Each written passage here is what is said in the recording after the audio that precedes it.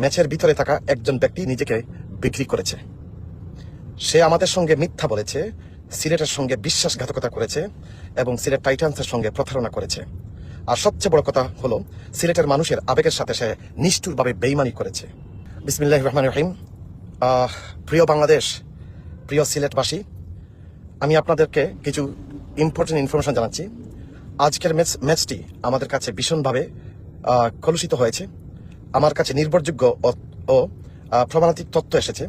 ম্যাচের ভিতরে থাকা একজন ব্যক্তি নিজেকে বিক্রি করেছে।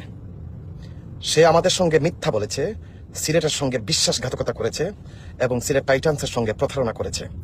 আর সবচেয়ে বড় কথা হলো সিলেটের মানুষের আবেগের সাথে সে নিষ্ঠুরভাবে বেইমানি করেছে। এর কোনো দরকারই ছিল না। সে চাইলে আমাকে বলতেই পারতো তার কত টাকা প্রয়োজন, তা দেওয়া হয়ে যেত। এই সত্য আমাকে সত্যিকারের ভেঙে দিয়েছে। এই ঘটনা আমি এখানেই থামতে দিব না। বিষয়টি গভীরভাবে তদন্ত করা হবে এবং দায়ীর বিরুদ্ধে যথাযথ ব্যবস্থা নেওয়া হবে। আজকের হারটা ছিল পুরো একটা বেইমানির সাথে হার। যারা ম্যাচটা দেখেছেন, আমি আপনাদেরকে আবার বলবো, আপনারা অনেকে বুঝে গেছেন আমি কি বলতে চাচ্ছি। সো আপনারা সবাই ভালো থাকেন। এতটুকু আপনাদেরকে জানালাম। এই হারটা আমাদের হার ছিল না, এই হারটা হচ্ছে কমপ্লিটলি কম্প্রোমাইজড। এটা ফিক্সিং ছিল, একটা বেইমানি করা হয়েছে সিলেটের সাথে। তবে মানুষটা ভুল করে ফেলছে, সে ভুল জায়গায় হাত দিয়ে দিয়েছে। সে আমাদের সিলেটের আবেগের সাথে হাত দিয়ে দিয়েছে।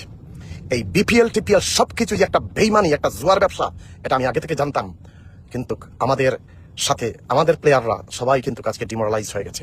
পুরা সিলেটের মানুষকে খান্না করানো হয়েছে বেইমানের কারণে। আমি কিন্তু তাকে এইভাবে এত সহজভাবে আমি তাকে ছাড় দিব না। ভালো থাকেন আপনারা। আসসালামু আলাইকুম ওয়া রাহমাতুল্লাহি ওয়া বারাকাতুহু।